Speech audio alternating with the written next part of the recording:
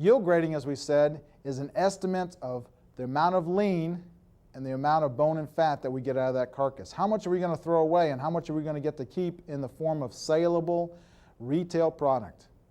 The real definition of yield grade is the percent closely trimmed, boneless retail product from the round, loin, rib, and chuck. It also is a good estimate of total carcass lean, and some packers you may hear refer to red meat yield or lean meat yield. Those are all fairly highly related to the yield grade of the animal.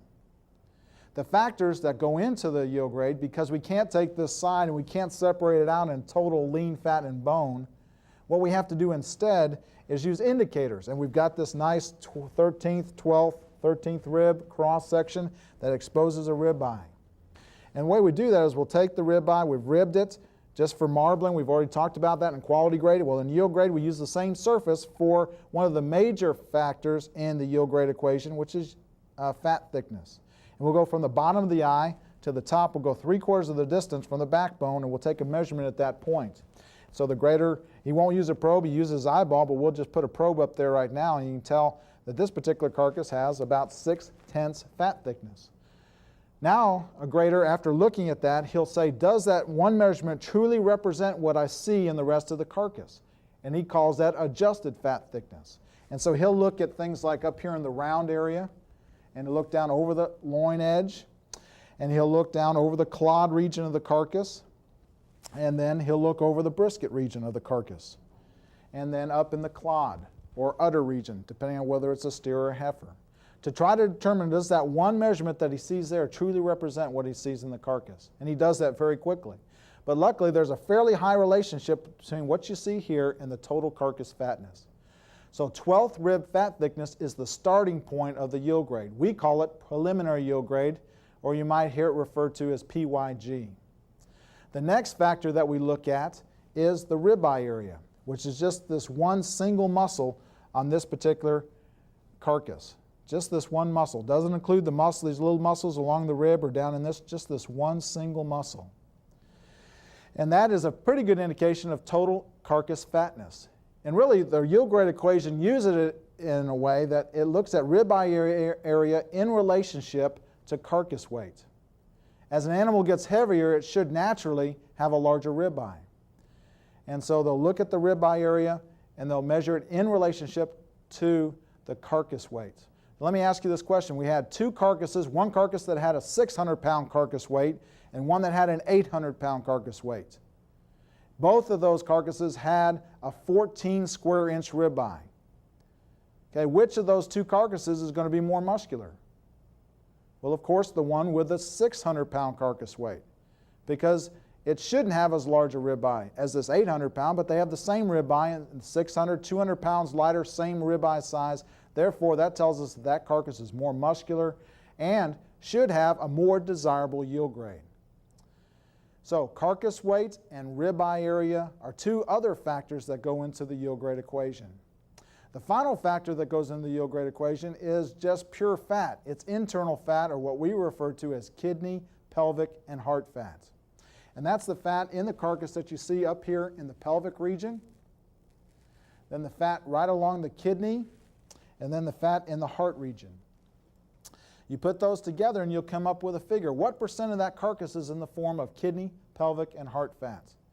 And most cattle are probably going to be somewhere between 1.5% to 3% kidney, pelvic, and heart fat. And of course, the real range is quite wider, but most cattle going from a feedlot to a packer will probably be somewhere in that range. This carcass weighs about 800 pounds. And let's say it had 2.5% kidney, pelvic, and heart fat. Well, that tells us that this carcass has somewhere around 22 pounds of kidney, pelvic, and heart fat. That would be 2.5%. Another way to look at it is, you know that every 800 pounds on an 800-pound carcass, every 8 pounds is 1%. Therefore, if this carcass had 16 pounds of kidney, pelvic, and heart fat, it would be 2%. If it had 24 pounds, it would be 3%. And so that's what kidney, pelvic, and heart fat is. What percent of that carcass is in the form of fats in the kidney, pelvic, and heart regions of the carcass? All of those factors are put together, and they come up with a final yield grade. And that yield grade will range anywhere from a yield grade 1, which is the lowest or best, to yield grade 5, which is the fattest and the least desirable yield grade. 1's the leanest and 5 is the fattest. Okay, to finish our yield grade discussion, I wanted to just show you two carcasses. What we have here today is a yield grade 4 over here and a yield grade 3.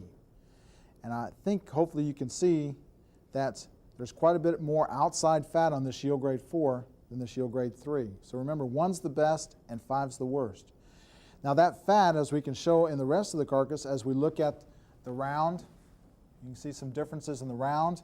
And as we look in the brisket region of the carcass, you can see that that one fat measurement that we saw at the 12th, 13th rib really crossed over in the rest of the carcass. And that it relates very well to total carcass fatness. Also, you can see some muscularity differences in the round. It relates also to what you see in the loin eye.